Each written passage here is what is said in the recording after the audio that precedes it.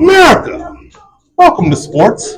In layman's terms, I'm the guy Willie SoSo, and across from me is Stevie Franchise with South America. We have a good show tonight. We're gonna kick it tonight, bro. What's Up America indeed. And you all know what we do, how we do, and where we do it from. Beaming to you from our favorite watering hole, Snookers Pool and Pub in Livonia.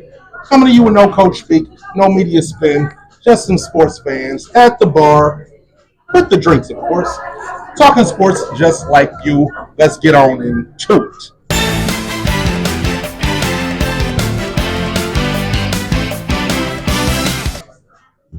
We had the NBA playoffs going, right? Yes, sir. Without saying too much, we have monetary rooting interests in the game that is in front of us currently. It's all about monetary. It's all about the monetary. It's all about monetary. But I want to start with the monetary. All right. I would like to start with a couple of NBA awards that were handed out this year. Okay, Pistons cleaned up, right? They won them all. Oh, they won 2 out of 3. Not a one. They won at least 1 out of 3. Last I checked, not a one means nothing. Huh. Yeah. So there was Peyton Pritchard, who got Sixth Man of the Year award. Over Malik Beasley. I don't see it, but I'm not going to haggle. Okay. No problem. Okay. There was Most Improved Player, Dyson Daniels over Cade Cunningham. I'm not going to haggle too much over that. There was Defensive Player of the Year, Evan Mobley over Here we go. Isaiah Stewart. I'm not going to haggle too much over that. I'm not going to either because this has been his boy since probably for like 2 years now. That's not even where I'm going. Why you bringing up old shit? Here's where the haggling starts. Coach of the Year was given to Cleveland Cavaliers coach Kenny Atkinson over our Detroit Pistons coach, Right? JB Bickerstaff. Right. Franchise, this is where the haggling starts. It starts. It's gonna be a haggling And not only session here right now. Not only do we get the haggling at this point, I think I'm gonna throw in a little bitch. Oh, I'm all ears on this because I'm sure we both got our own little take on this shit, and I'm pretty sure that these guys want to listen to these takes. So let's start with the obvious. Sure. JB Bickerstaff coached this Detroit Pistons team to 44-38. That's a pedestrian Winning record, though. winning record. Winning record. But more importantly, 44-38 is literally triple the wins they had the season before. Yep. Plus 2 games. Yeah. 2 games and a half. Also, 44, that triple in wins is something that has never been done in NBA history. Right. America, y'all still with me? Follow along.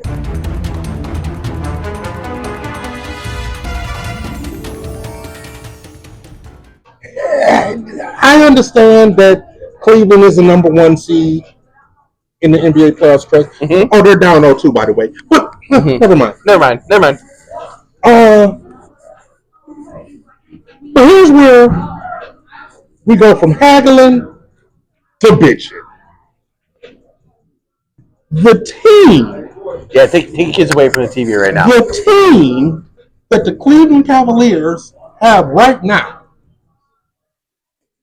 was assembled by and coached by, up until this year, JB Bickerstaff. Right. And they had the fucking nerve to give Coach of the Year to the next guy. Are you serious? Get the fuck out of here. Yeah, I moved past haggling and bitching to just being flabbergasted. oh, I, I got my cue when you're ready. Just let me Make know it where you make go. sense. I, Make it make sense. I am not going to make it make sense because listen, America, Lions fans, Detroit fans in general, this is what happened at the end of the last 4 seasons of our pro Detroit sports team. Yeah, Dan Campbell, 15-2. did not get coach of the year. Did he get the coach of the year? Why not? Oh, because they were expected to be in good. Except for we had 20. But our entire defense was injured. Right, but we're expected to be in good, right? So I'm gonna take this Dan Campbell notion and go over to the basketball side.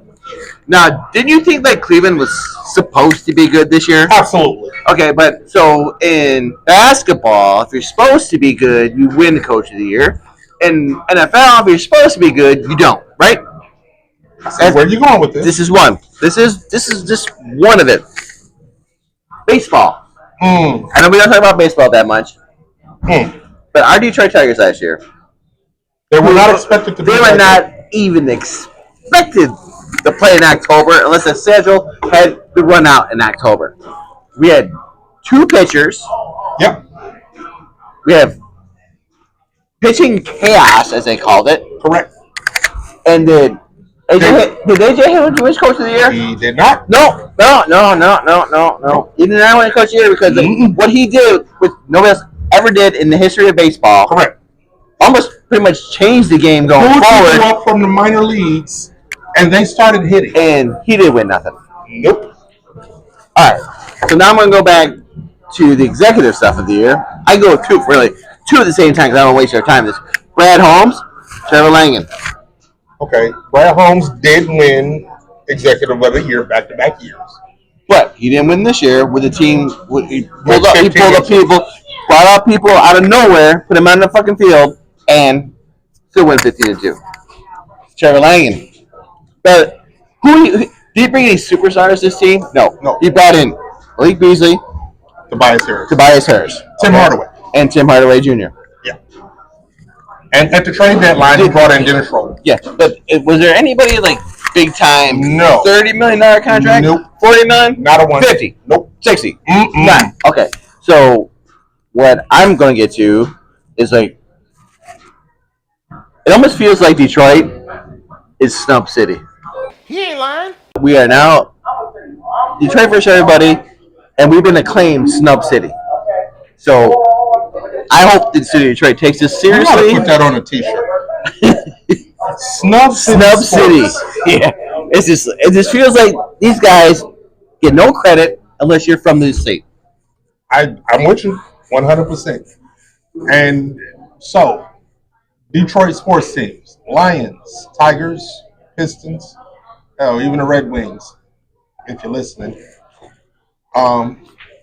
Snub City. They don't respect us. Detroit versus everybody. Go prove them wrong. Yeah, that sums it up for me. Since we started out with JB Bickerstaff getting host and coach of the year, let's stick with the Pistons. What's next? They went out. Nobody expected them to even be in the playoffs. But not only were they in the playoffs, they were the 6th seed. Not only were they the 6th seed, but they had ample opportunities and possibly, pending some dubious repping, could have been a 6-3 upset. Right. But none of that happened. Right. So what do they do now? They got to taste the blood. They have this developing core. Cade Cunningham, Sor Thompson, Jalen Duren, Ron Holland, Marcus Sasser, Jay Nivey. Yeah. I excluded everybody else that I excluded for a reason. Right. But they got this. They have this core. Young. This young core, all under 5 years in the league, all under 23 years old. What's the next move for Trajan Langdon? The de facto GM, the president, what is it? President of basketball operations? Yeah. Is that his Yeah. title? Yeah. What's the next move? First of all, I would think that Charlie Langen's job of the GMs is, other than Steve Eisman, we're not going to talk about that. But I think Charlie Langen probably had like the hardest job coming up next because Charlie Langen is in a spot where he didn't think he was going to be here. He didn't think he was going to be here at this point in time. Yeah, Pistons came up. They got the 44 wins. You know, they have Cade, obviously, during, you know, they have Stuart Thompson, you know, Stuart Thompson's like the. Let me just stop you right there, just real quick, because America, we don't talk hockey, but I got to bring something up. Speaking of Trajan Langdon, just like Steve Yzerman, Detroit Red Wings GM and hockey legend, he inherited Trajan Langdon inherited a lot of talent, a lot of it. His only draft person of note was Ron Allen. This is why I'm asking, what do we do moving forward? Because you're right. He didn't expect to be here year one. Right. I think it's a tough job. And like, you know, of course, everybody wants to say go trade for, you know, the Robin for the Batman for Kate. Everybody wants to say that. And at first I was like all about that. I was like, you know what? Yeah, this is go get, you know, let's go get Giannis. Let's go KD or the Zion, or you know. Whoever. And and now that more I think about it more, I think the Pistons might be in a more better position to say, you know what? We don't have to make that move just yet, because guess what? Ivy didn't play the second half of the season. Broken leg. Ivy might be the guy, you know, that can kick. I'm going to double down on that. I'm going to say he will. But I think Ivy has a thing about playing in the city of Detroit. I think he loves Detroit way too much, and he's not going to let the city down. Runs here. Yeah, his mom's from here. He's not going to let the city down. You know, me personally, I would hate. I mean, yeah, granted, you're going to try to win a championship. Am I going to trade for Giannis? If it guarantees me a championship, sure. But I don't know if Giannis guarantees me a championship. You know? Giannis does not guarantee you a championship because of what you're going to have to give up to get him. Exactly. So, you know, the old story about the old mother cupboard being empty, you know? Yeah. So, no. I think I would stand pat, maybe sign the guy. I'm not opposed to bringing back Dennis Schroeder. I am not opposed to that, because you have the in and outs with like Cunningham, Sasser, Schroeder, and Ivy. I'm gonna push back on that. I got to. I like Schroeder, and Schroeder was huge for this team. He was a large reason as to why we got the record that we got this year and why we did as well as we did, albeit only first round in 6 games. He was a huge reason why we got to where we got this season. And I've always liked Dennis Schroeder in all a million stops that he's had in the NBA. Right. But he can't stay. And for one reason only. A log jam at the guard spot. If Dennis Schroeder stays, we do not get to see Marcus Sasser blossom. We don't get to see it.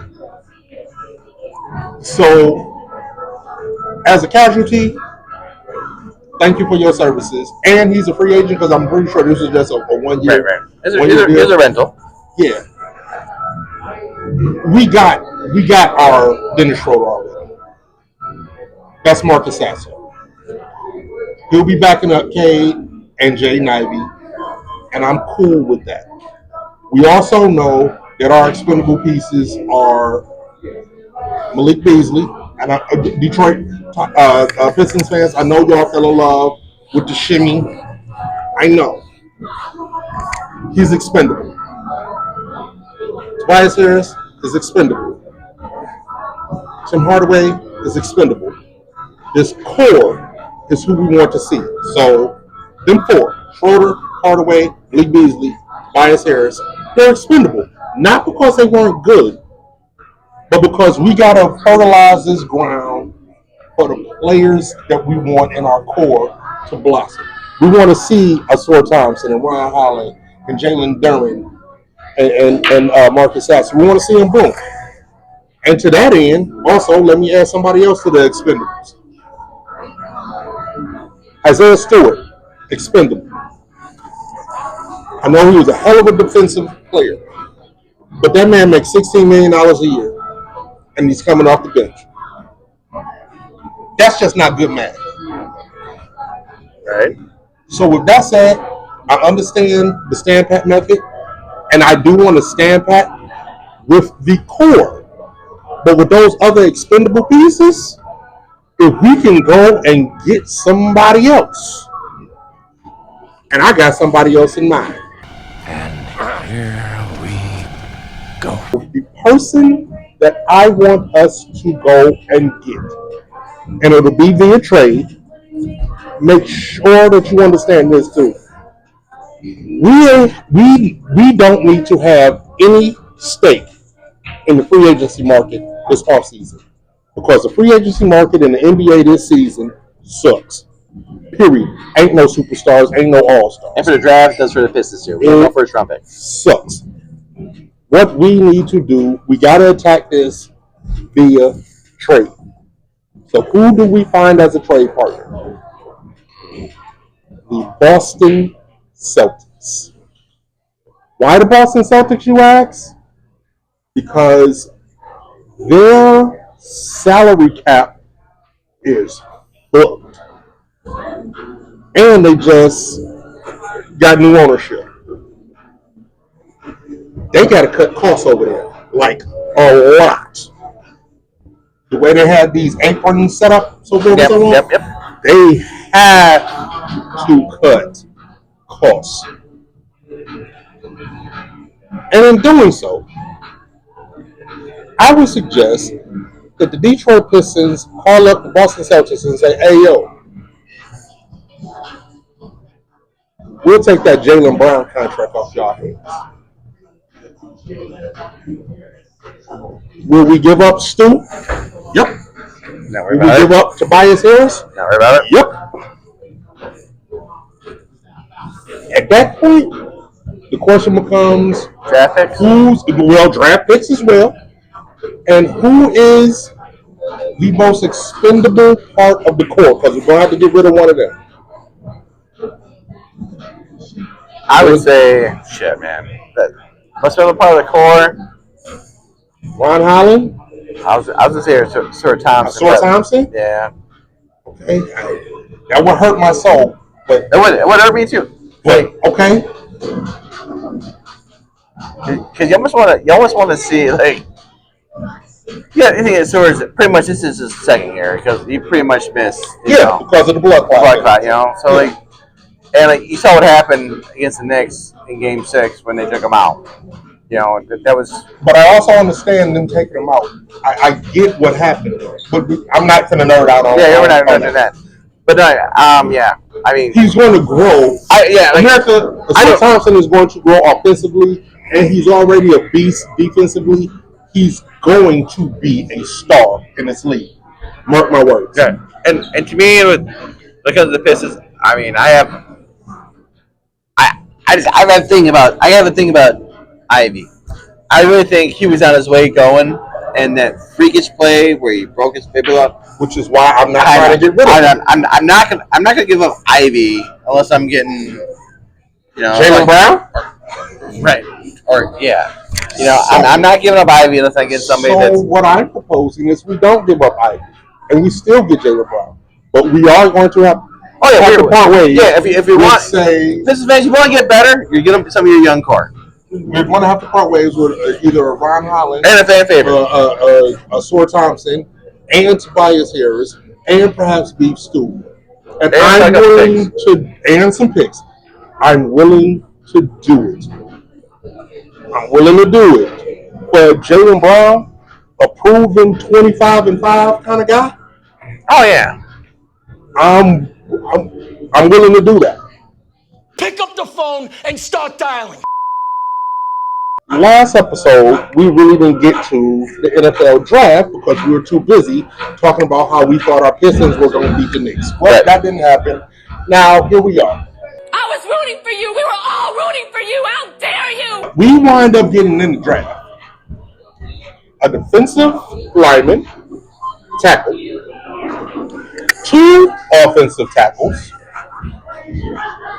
a wide receiver, 2 wide receivers, and a defensive end. And safety, yeah. And the safety. Are we okay with what the Lions did? Did they address needs? The question is, they address needs. I'm gonna say, you know what? I'm gonna say no. They address needs, but like, I think a lot of people are acting like, like we didn't have Aiden Hutchinson. When Aiden Hutchinson was in the game, we had that quarterback pressure was there. But like, a little bit, but could have been better. Yeah, yes. So when it comes to other stuff, like when we draft like defensive tackle, offensive linemen. Guess what, America? This is what happens when your team is good. You don't you don't have to go for the superstar wide receiver or the the excitement running back. So when you're a good team and you have people set at certain positions where you're gonna get points from, you go inside. You draft inside because y'all know that's where the game starts. The game starts from inside. So both sides of the ball. So if you're mad about defensive tackle, offensive guard, for your first picks, then you don't know football. I think that they did just fine in the draft. Did we need a defensive tackle? We absolutely did. Why? Because Layman McNeil is gone for half the season. At least. With the ACL. You want to play until he's October. Halloween, probably. At least. Yeah. He's going for, I'll say, half the season. Yeah. So, yeah. And that was probably the most glaring need that we had. Not defensive end. Exactly. Because we have Hutch coming back off injury. He'll be fine. Then he got 2 offensive tackles. Why is that important to me? Because on our offensive line, we have 2 players, and he did not get a left tackle. I understand that. But Tate Rutledge and the other cat whose name's escaping me. Right. Ragnar, and one of them has played at center. Tate Rutledge is the one you're talking about. Okay. But Tate Rutledge in the future is going to be. My only point is Frank Ragnar, our center, and Taylor Decker, our left tackle. LT. They're aging out.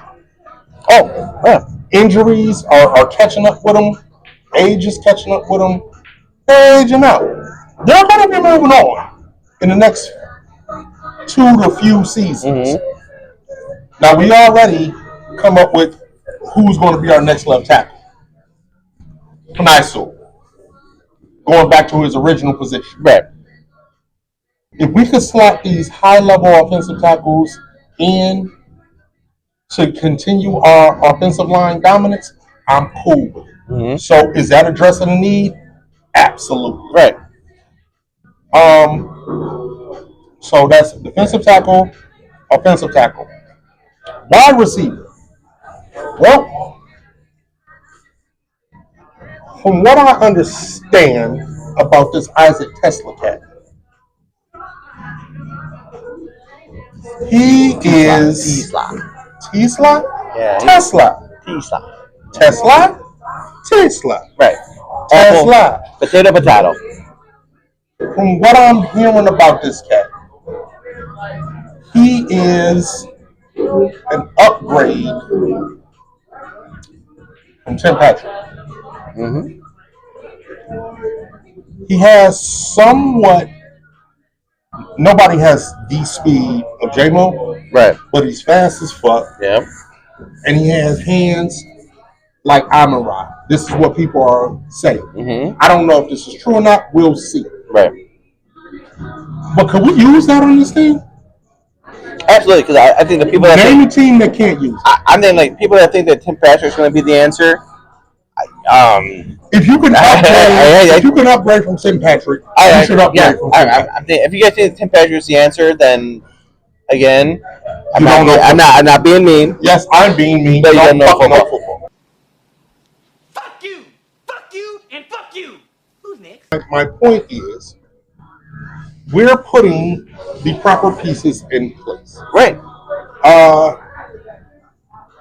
The safety that they got, Davis. Well, let's see what happened. Maybe he just gets to learn the draft and stash kind of guy. Yeah, a lot about Davis is he's a big time hitter, but he misses a lot of. He's not the greatest cover guy. We are building depth, and I'm okay with it. Right. When you draft for depth, then you know your team's good, and your draft is going to be boring. Take that for data.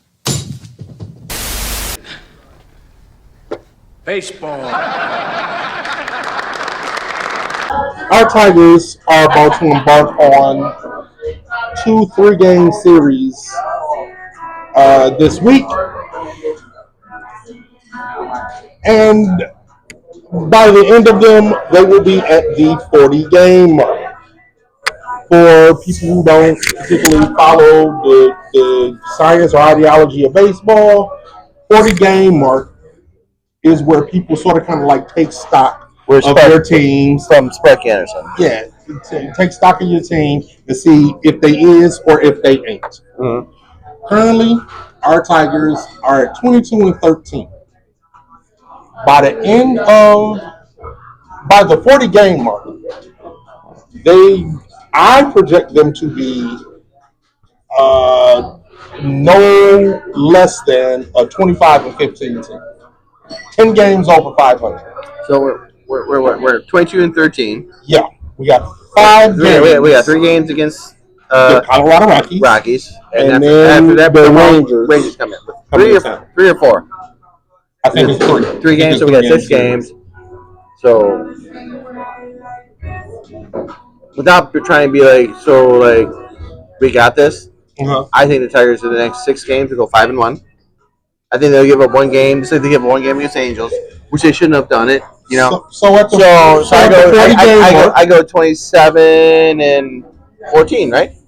Okay, so that'd be a 40 game mark, which that's clear. Sparky said well, you can't really judge the game. Yeah, we cleared the 10 game. Everybody says at least in Detroit, that's what we do here. Sparky said 40 game. That's what we really analyze. That's when we started. So are you buying in there? Or are you bought in? I'm already bought in. I think the team is doing really, really well, and I think the team's going to have tough decisions coming up. Mm-hmm. With all the people coming off of injury. More and more I'm thinking about it, I think this is what's going to happen.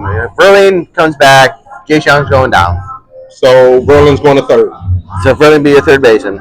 And then when Parker Meadows come back, Justin Verlaine is going to go down. So, those are my thoughts. Unless something happens. Unless something happens and somebody gets hurt. Speaking of something happening, Parker Meadows coming back to center. Oh. You just mentioned Harvey Watch. Oh. Who is currently Javier Bez? Javier Bez. I am not mispronouncing that man's name because Javier Baez has earned that his name be said properly. He does. So Parker Meadows comes back. Right? What are we doing with Javier? If Matt Dillon comes back and we're sending him to third, and we got Trey Sweeney, who's our everyday shortstop. Yeah. You got Parker Meadows who goes back to center. What are we doing with Javier? Currently. Hold on, I see it.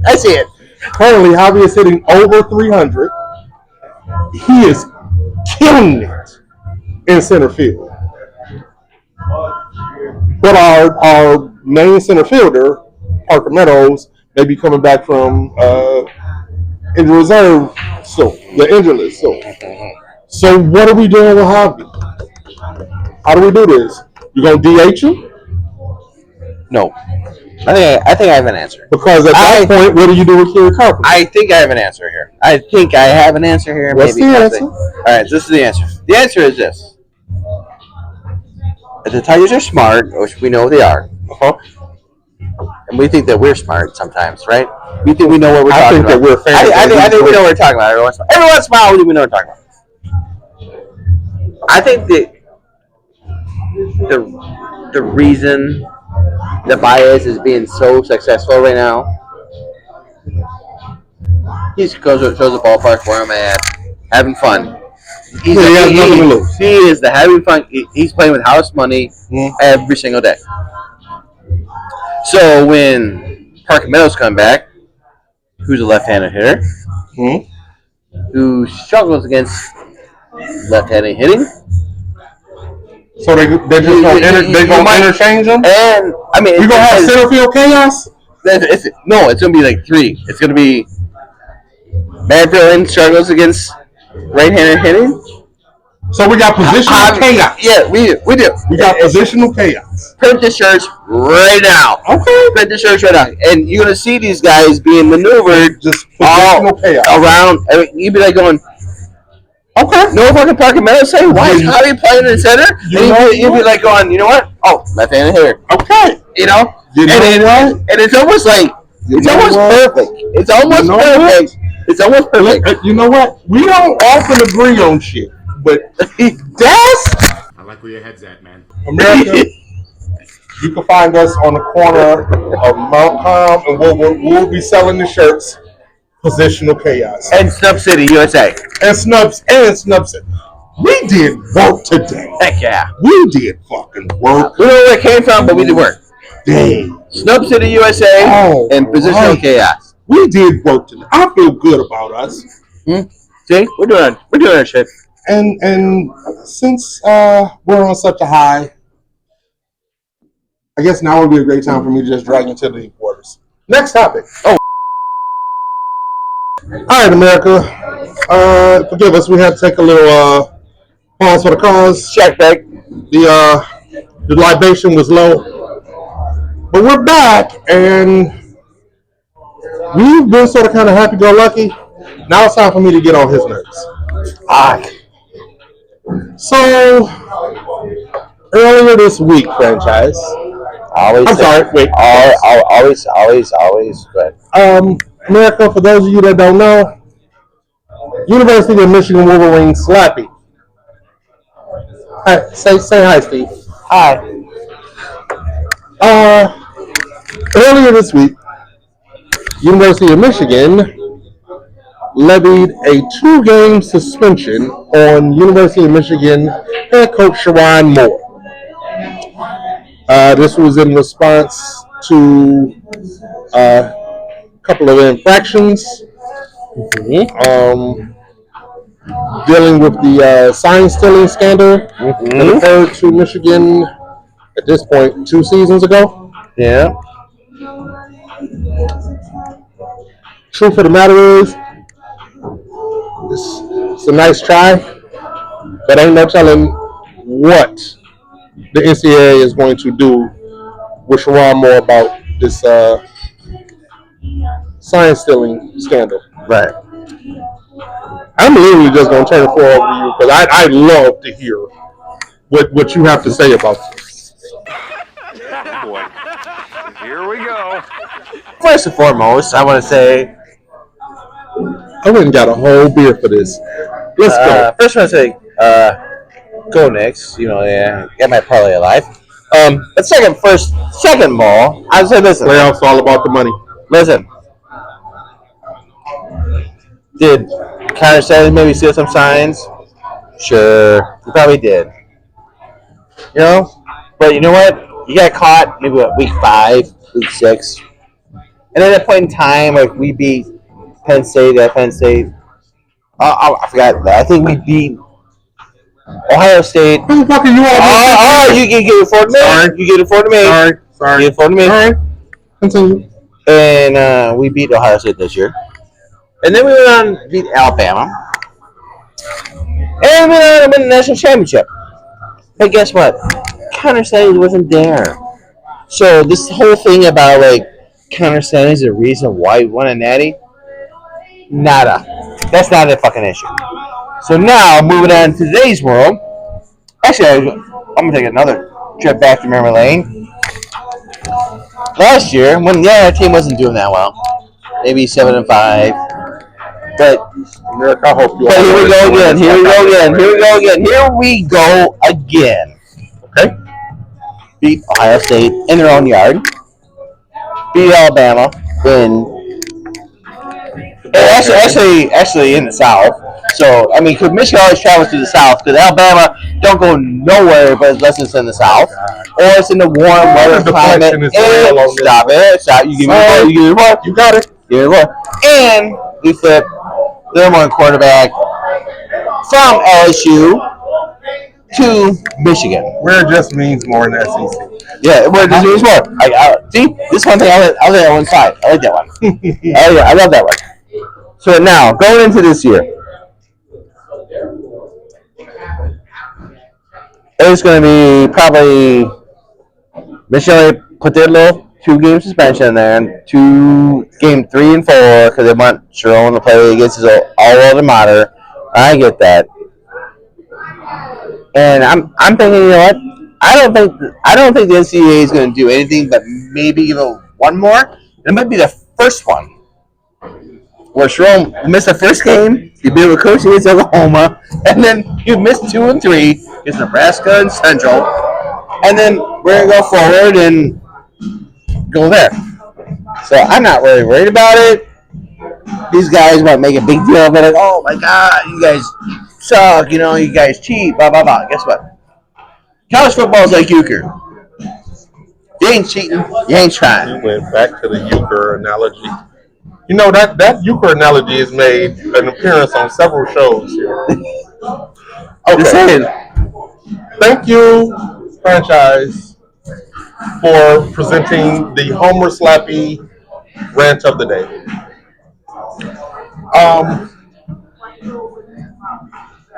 You wanna know what's crazy? I'm all ears. I think you're right. I think you're right. Here's what I think is going to occur. I think the NCAA in this investigation, they were not after Sherrone Moore. No, they weren't. They were after Jim Harbaugh. Jim Harbaugh is gone and gone forever. He's in the NFL, and when he leaves there, he'll never come back. Done. He's done. But they do have to exert their pound of flesh. So I think that they will accept those 2 self-imposed games, and they're going to tack on 2. And to be spiteful, one of those games is going to be the Oklahoma game. It's going to be 1, 2, 3, 4, and it's over. That's what I think is going to happen. All right.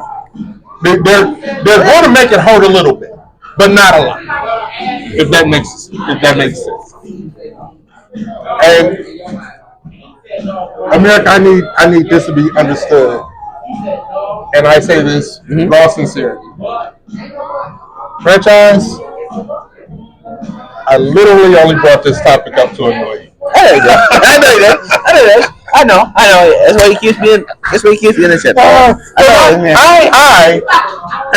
I am a self-grandized Michigan native.